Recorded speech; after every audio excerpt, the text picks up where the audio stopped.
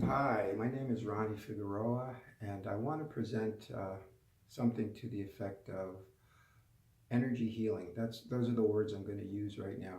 Now, there's been many different kinds of explanations for what energy healing is, but I think one of the most common understood definitions of that has to do with the whole idea that it's some kind of magic or what's one of these popular words that they use, a woo-woo kind of belief systems.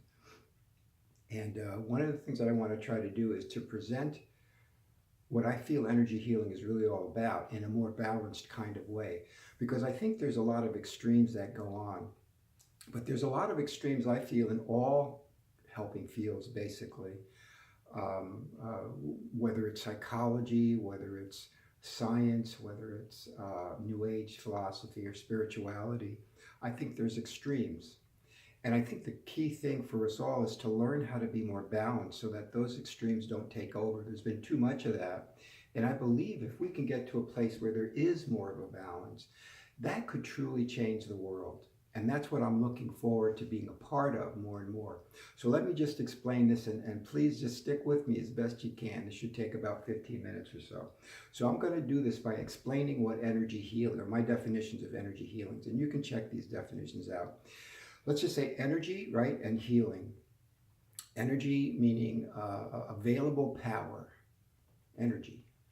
Healing means to make whole, basically, by definition. So available power to make whole. So what you want to do is, within energy healing, is have available power to make whole.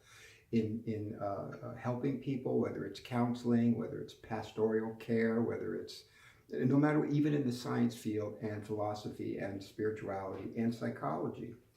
For example, as a therapist, what's really important is for us to be able to help someone in the sense of being there with that person, having if you want to call it available power, in the sense of what we have learned, education, expertise, ways of doing things that we know are going to help other people. That's kind of a power. Not selfish. We don't look at it that way, that I have the power, but that available power to help someone. And the other piece to make whole, that's what we want to do as therapists. I'm a therapist, and that's what I want to do. I'm also a spiritual counselor, if you want to call it that, or energy healer. I think I'm going to use that terminology for a while. But again, bear with me in my definitions of what energy healing is, because in essence, I think we all are energy healers. We should be. And I think that applies to everybody, to want to have an available power, energy, or ability to help make something whole or make sense. To help someone with psychology, to help someone with science, to help someone with New Age concepts. And even a better way to put it, for helping fields, more so psychology and spirituality, to help others make themselves whole. So we have this available power. We want to help a person become whole, energy healing. And so then, in essence, we are all basically energy healers with that definition. Now, again, too many people look at energy healing as something that's just bizarre and out there. Like I was saying before, too many extremes. The magical thinking, the psychic disability. I'm speaking to gods and they're coming through me and channeling and all these kind of things. I don't want to put any of it down because I think there's a thread of truth in things like that, but I think there are also extremes. But I also think there's extremes in psychology. There's so many different ones. There's the next best therapy that's coming up that we sometimes run to, so we need to have that extra thing. And the point that I'm trying to make here, for this part of it anyway, is that I believe we all already have the available energy within us to create these kinds of therapies that we need, or to use the tools that are best for the people that we're working with individually. And I think one of the problems with humankind is that we always have to reach outside of ourselves more so than anything, to have an idol or to have a person or to have some other technique that we can use. The techniques, I think, are very secondary to what I'm going to explain is what I think is most important. The techniques or tools as I call them, are are good, necessary, important, absolutely necessary, but are insignificant, in my opinion, compared to what I'm going to present now as what I think is the foundation for all helping fields. And that's this: to be able to live a life of and practice this for ourselves as well as giving this to other people, of being aware, of being present, and of having an intention. So when I say awareness, there's synonymous words that can be used, synonymous words such as observing, or being the observer, observing someone, being watching, aware, present, focusing on what's going on in that immediate environment, intention. Okay, now what the tools now, I have to figure out what I'm going to do as a goal or a plan for this person and what they're going to do to help themselves out.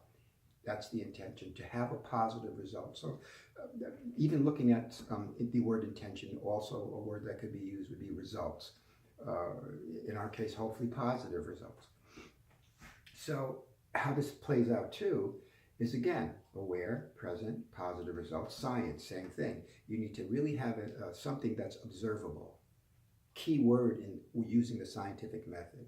Something that's observable, something that you can focus on to do an experiment with. So you have to be right there in that moment in order to have a result that will, in science, that will repeat itself over and over again. In spirituality, I'm just stepping aside, breaking this apart in basically 3 sections, I guess.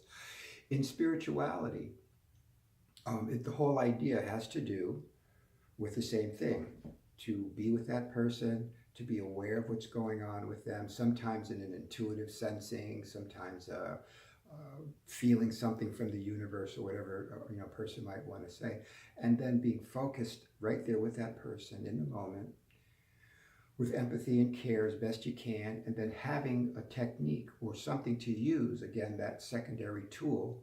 And I'm going to say it like this too: I think the tools are, and again, don't get me wrong when I say this, I think the tools are absolutely important, but we put too much emphasis on the tools and not enough on the core things that are most important, and that is living a life and practicing. But experiencing, see, that's a key part of this. Lives of awareness, presence, with a positive intention. Everything else should come from that. And everything else, in my belief system, is not only secondary, is insignificant compared to living this and giving this part of ourselves for our own emotional, individual, universal, whatever, help, consciousness. And that will help motivate other people, I believe, more than anything else. Awareness, presence, intention. Okay, so we're going to leave that for a minute, and let's see how all of this might play into something that could be scientific.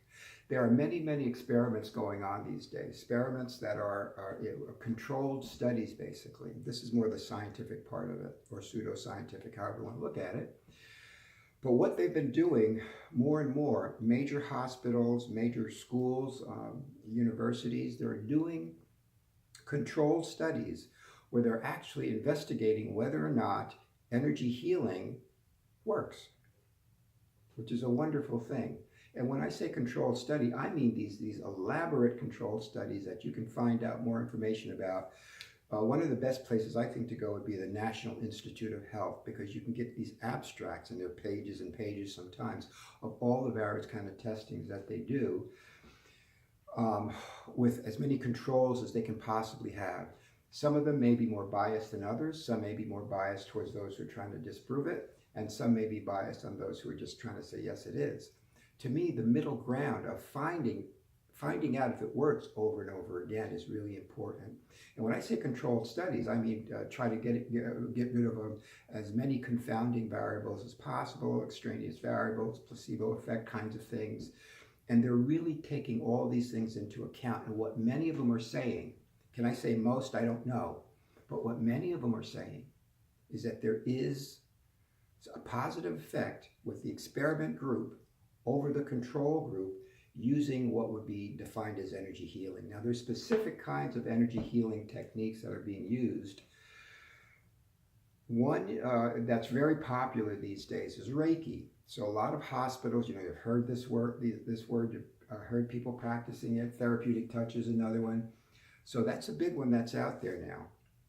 And you're going to find these kinds of results that they're saying. There's other kinds also that they're investigating and basically are saying that there are positive results with the experiment group as opposed to the control group. Now, is it significant enough to say that, yes, this is right and it's going to continue over and over again? No, there aren't too many that would say that, but many are saying this. Even the ones that are seeing that there's maybe a difference, but not significant enough of a difference. What they're saying over and over again is that it needs more study, needs more investigation, because there is some possibility that this could work. And some are just saying overtly, yes, it is. So that's why hospitals more and more are getting involved with energy healing. More and more hospitals in our local area. There is New York Presbyterian Hospital that does energy healing. I think Reiki specifically, maybe something else. Albany Medical Center is doing energy healings, different types of energy healings, which basically is sending out an intention towards other people to be healed. Reiki is like the power coming out of your hand. And again, I'm not going to give a whole in-depth explanation of each of these things. I just hope we can get as much out of it, and really the concept that I'm trying to put forth. So they're showing these things, so they're doing more and more of them. More and more hospitals are introducing it. So it must be something that doctors, that people in the medical field using the medical model are saying, yeah, there's something to this. And that's great. And of course, in the New Age kind of concepts, they're saying, yeah, we've known this all the time. The ancients say this. We believe in this.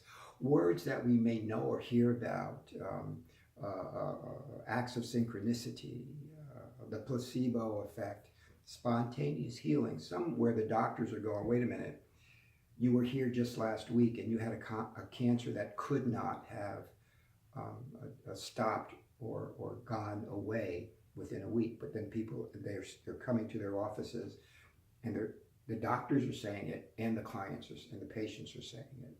And you can find this out, in different ways. So one of the things that I'm doing also, or that I'm attempting to do right now, is I want to see if it does work.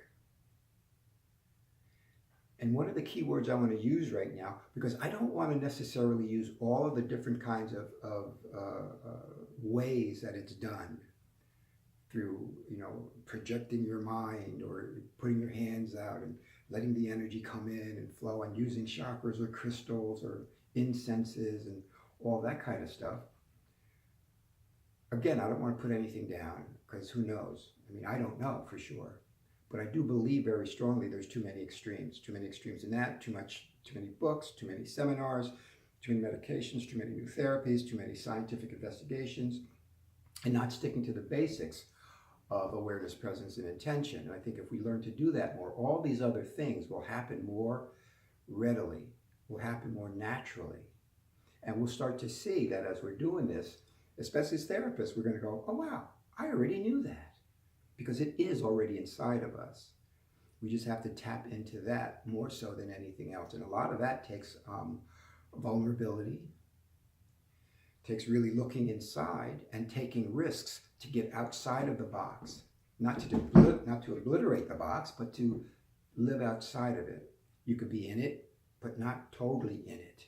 That's important. Anyway, one of the things that I'm doing is I'm trying to get a research study funded. I've been trying to do this for the past year now. I've been calling up hundreds of hospitals and trying to speak to administrators.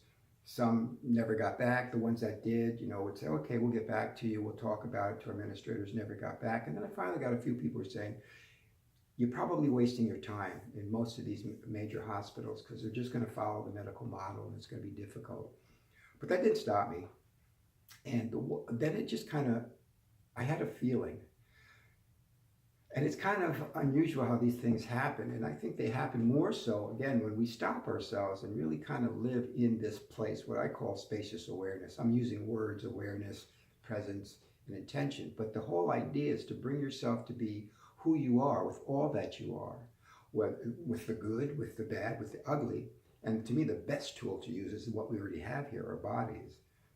There's the psychological kinds of things, whether it be cognitive behavioral therapies, rational emotive, various kinds, and that's fine.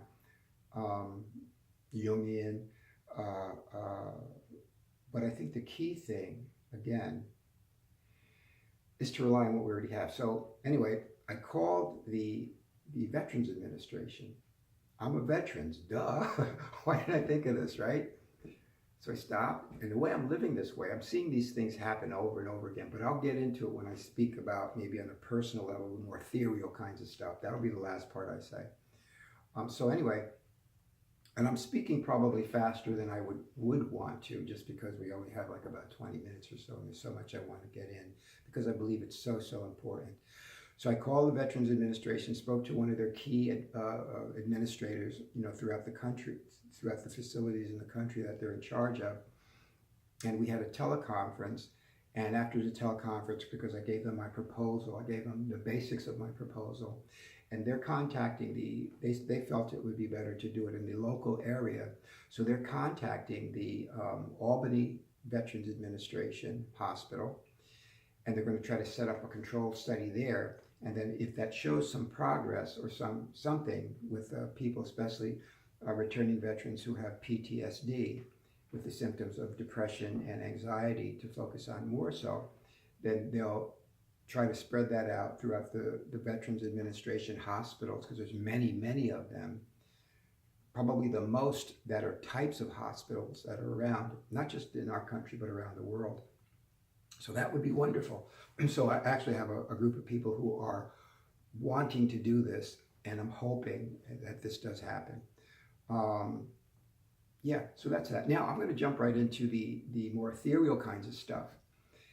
And I'm going to say this more as a personal revelation myself. Ronnie Figueroa, 65 years old, best shape that I've ever been in my life. And I don't really work out that much anymore.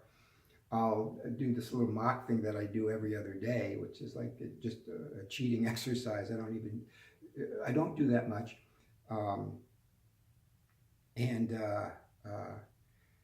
There have been things that I've done in my past that weren't so great.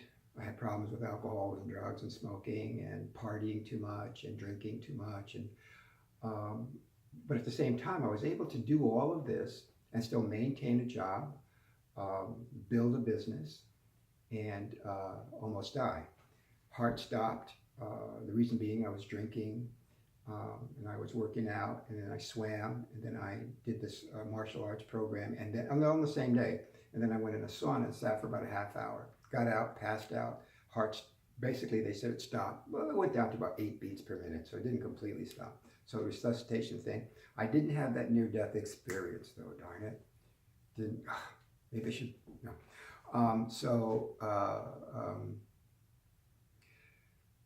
They brought me back, and immediately they put a pacemaker, which I still have, because my heart wasn't pacing right, basically. So they felt the need to do that, so they did that.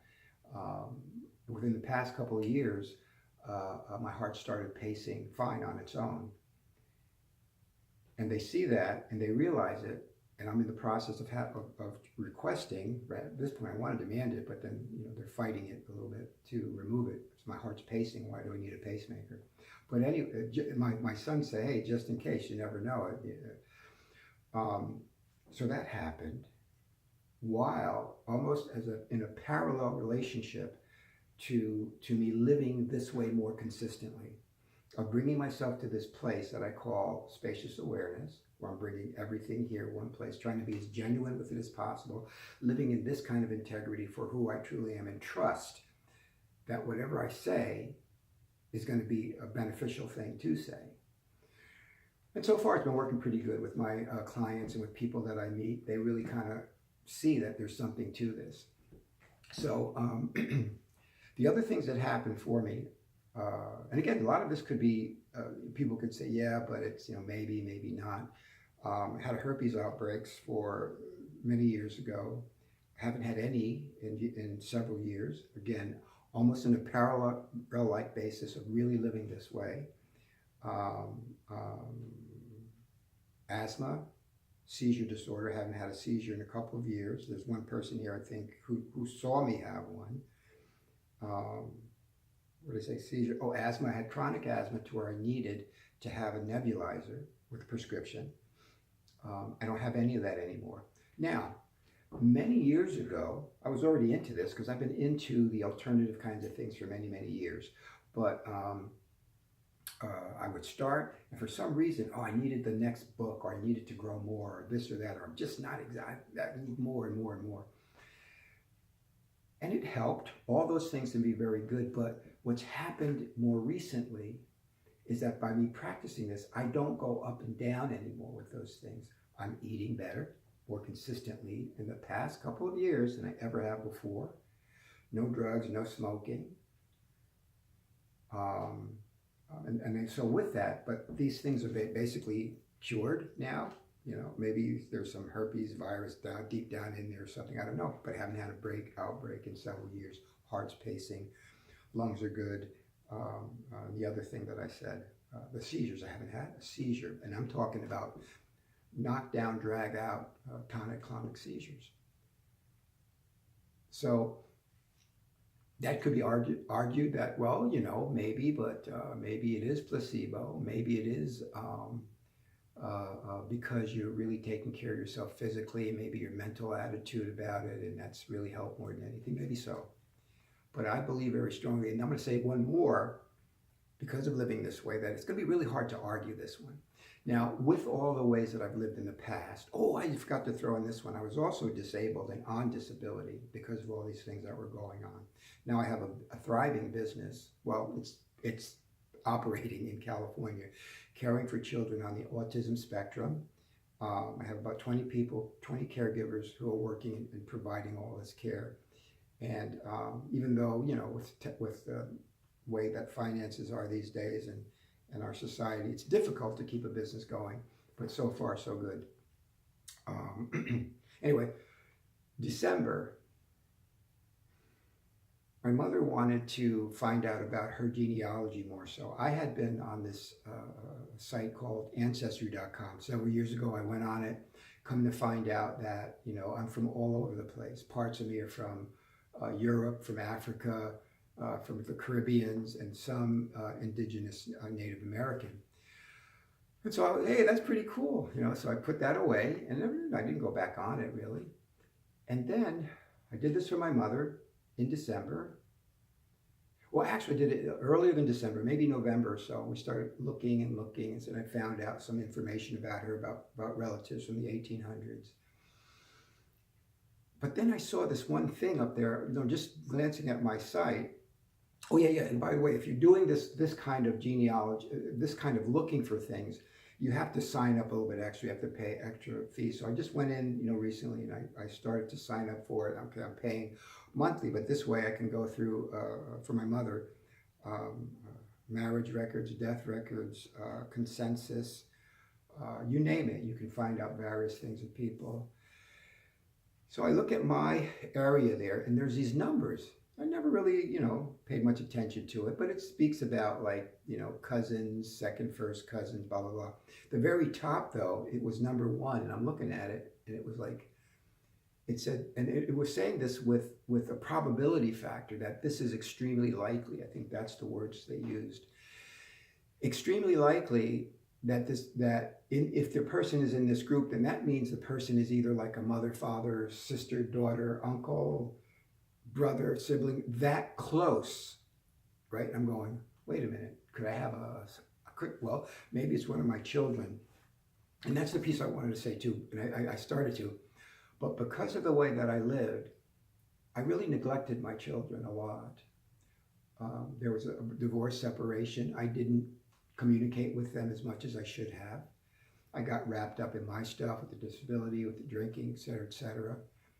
And they were very, very hurt That's why children, and I didn't realize that, that they would get hurt. I'm learning more and more than I have throughout the years that every little thing we do, especially for children, we may think that that's not going to hurt them, but the smallest of things can hurt children as well as adults, and they can be traumatized by it. So anyway, my kids are living their lives. They're all adults now, but they don't want to have much of anything to do with me. Occasionally, I've been trying to contact my oldest son, and we had something going on a little bit. So I'm thinking maybe this is one of them, and they just want to do it. And on the site too, you don't know who the person is. They just have a pen name, that sort of thing. So to try to condense the story now, because I think I'm going way over the 20 minutes that I should be doing this.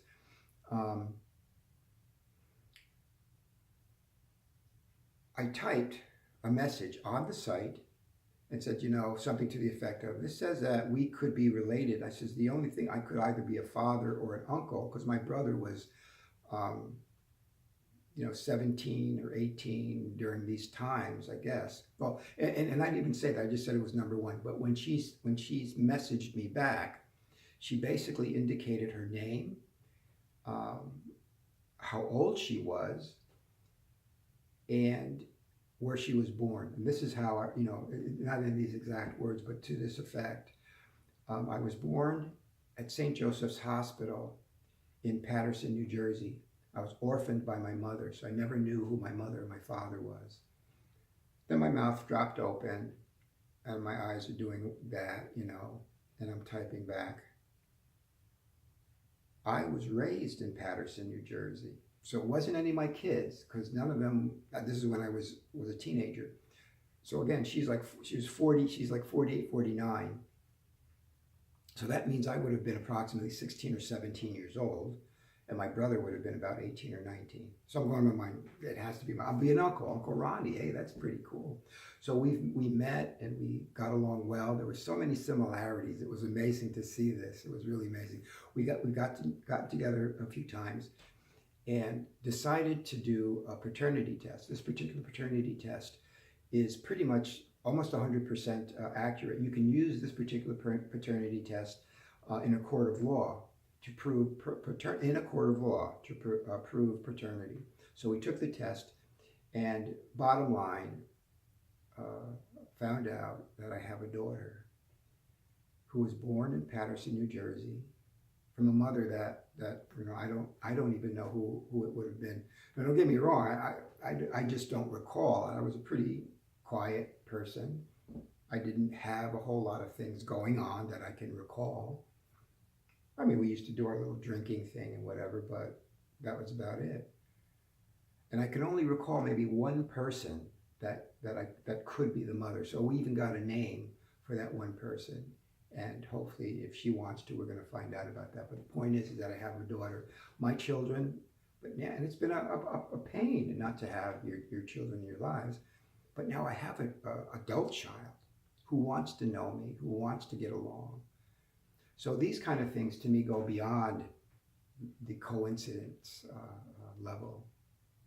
And in closing, all I want to say is it's really important to not be too focused on how much woo it is, or how much it's not real, or how much it is real, or how much it isn't real, or how much we got to stay totally objective and not even look at either side. It's important to look and be open to what might be a reality within this. So I would just really encourage everybody, look at some of these tests that are going on. There's the quantum physics test, and I'm going to do this real quick. The quantum physics test, I'm going to really butcher this whole explanation, but it's basically what they've proven from what Einstein would call spooky action at a distance, because he couldn't explain why it's happening, but there's something happening here that can't be mathematically understood, even with the most complex kinds of physics, mathematics.